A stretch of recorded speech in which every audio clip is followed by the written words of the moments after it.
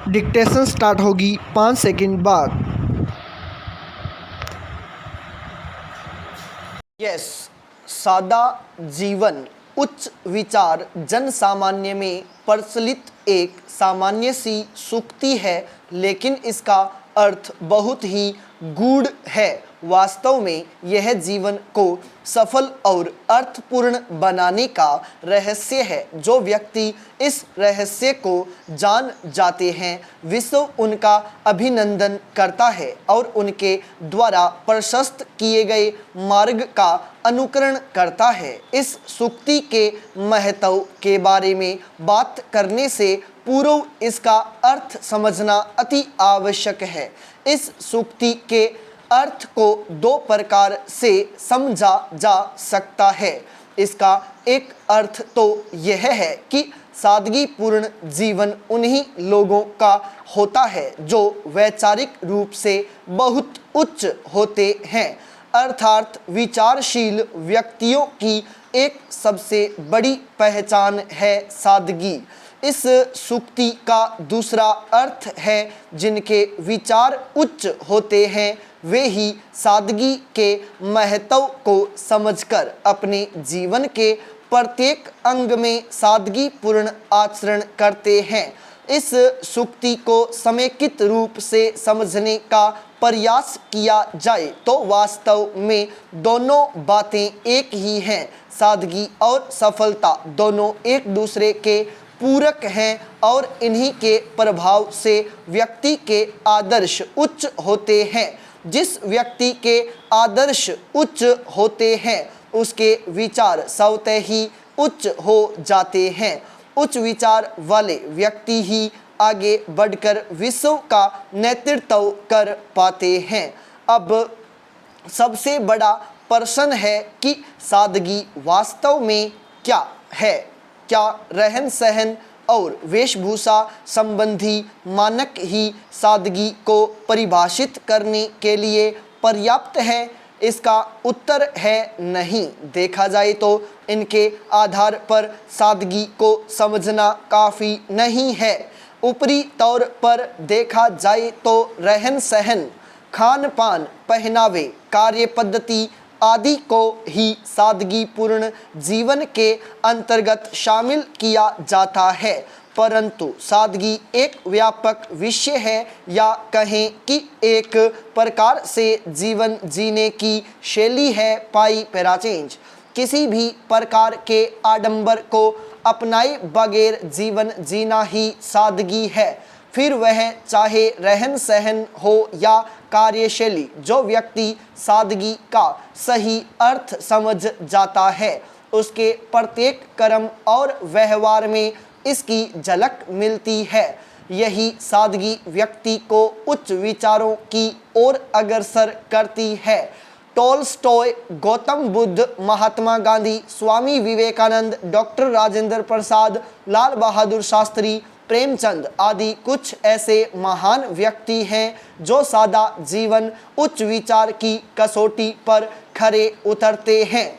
इन लोगों के पास सुविधाओं की कोई कमी नहीं थी या फिर इनके जीवन में ऐसे अवसरों की कोई कमी नहीं थी जिनका लाभ उठाकर ये सुविधा संपन्न बन सकते थे, परंतु इन्होंने अपने जीवन में सादगी को अपनाया और अपने उच्च विचारों के कारण करोड़ों दिलों पर राज किया। टॉलस्टॉय ने अपने एक लेख में लिखा है, श्रम न करने वालों को रोटी खाने का अधिकार नहीं है। यह विचार एक धनी व्यक्ति के मन में कैसे आया?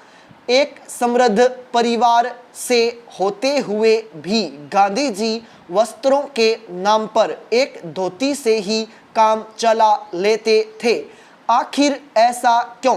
इन दोनों प्रश्नों का उत्तर एक ही है और वह है सादगी के कारण मानव का उत्थान उसी में निहित है। सादगी से चरित्र उज्जवल बनता है और विचारों में शुद्धता आती है, जिसके परिणाम स्वरूप मानसिक स्तर ऊंचा उठता है। जिस व्यक्ति के विचार ही ऊंचे न हों वह जीवन में कभी आगे नहीं बढ़ सकता। जो व्यक्ति सादगी का आश्रय नहीं लेता वह सांसारिक द्वेष, ईर्ष्या, लड़ाई झगड़े, स्वार्थ आदि से घिरा रहता है, जिनके कारण उसके विचार समृद्ध नहीं हो पाते और न ही उसकी आत्मा ऊपर उठ पाती है। अंततः ऐसा व्यक्ति इस दुनिया में मात्र भीड़ का हिस्सा बनकर रह जाता है। निष्कर्ष रूप से कहा जा सकता है कि यदि आप अपने जीवन को प्रासंगिक बनाना और दूसरों की तुलना में ऊंचा उठाना चाहते हैं तो इसकी एकमात्र कसौटी सादा जीवन, उच्च विचार है। आज विश्व में भौतिक, आर्थिक और वैज्ञानिक क्षेत्रों में बहुत प्रगति हो रही है। मनुष्य धन संपत्ति कमाने के लिए दिन रात पागलों की तरह परिश्रम कर रहा है, परंतु इसके कारण सादगी मात्र एक अवधारणा बनकर रह गई है और जब सादगी ही नहीं रही तो उच्च विचार कैसे होंगे। यही कारण है कि आज समाज में हिंसा, अनैतिकता, असंवेदनशीलता आदि संबंधी घटनाएं बढ़ती जा रही हैं। कई घटनाएं तो हमें यह सोचने पर मजबूर कर देती हैं कि क्या वास्तव में हम मानव हैं? आखिर क्यों हम पशु तुल्य बनते जा रहे हैं, जबकि हम में अपने विचारों का विकास करने की क्षमता विद्यमान है। आधुनिक समय में बहुत सारे लोगों के लिए सादगी एक हास परिहास का विषय बन चुका है, परंतु आज हमारे समाज को सादा जीवन, उच्च विचार में निहित आदर्श को अपनाने की आवश्यकता है। इसी में पूरे विश्व का कल्याण और उत्थान निहित है। पाई पैरा चेंज। साहित्यिक रूप से संस्कृत एक समृद्ध भाषा है। इसी भाषा से एक महान विचार की उत्पत्ति हुई है। वसुधैव कुटुम्बकम। वसुधा का अर्थ है पृथ्वी और कुटुंब का अर्थ है परिवार, कुनबा। इस प्रकार वसुधैव कुटुम्बकम का अर्थ हुआ पूरी पृथ्वी ही एक परिवार है और इस पृथ्वी पर रहने वाले सभी मनुष्य और जीव जंतु एक ही परिवार का हिस्सा हैं। यद्यपि यह एक प्राचीन अवधारणा है, किंतु आज यह पहले से भी अधिक प्रासंगिक है। हम सभी जानते हैं कि मनुष्य एक सामाजिक प्राणी है और समाज की सबसे प्रथम कड़ी होता है परिवार। परिवार लोगों के एक ऐसे समूह का नाम है जो विभिन्न रिश्ते नातों के कारण भावनात्मक रूप से एक दूसरे से जुड़े रहते हैं। ऐसा नहीं है कि उनमें कभी लड़ाई झगड़ा नहीं होता या वैचारिक मतभेद नहीं होते, परंतु इन सब के बावजूद वे एक दूसरे के सुख दुख के साथी होते हैं। इसी अपनेपन की प्रबल भावना होने के कारण परिवार सभी लोगों की पहली प्राथमिकता होता है। एक परिवार के सदस्य एक दूसरे को पीछे धकेलकर नहीं वरन एक दूसरे का सहारा बनते हुए आगे बढ़ते हैं। परिवार के इसी रूप को जब वैश्विक स्तर पर निर्मित किया जाए तो वह वसुधैव कुटुम्बकम कहलाता है। पाई पैरा चेंज। मनुष्य जाति इस धरती पर उच्चतम विकास करने वाली जाति है। बौद्धिक रूप से वह अन्य सभी जीवों से श्रेष्ठ है।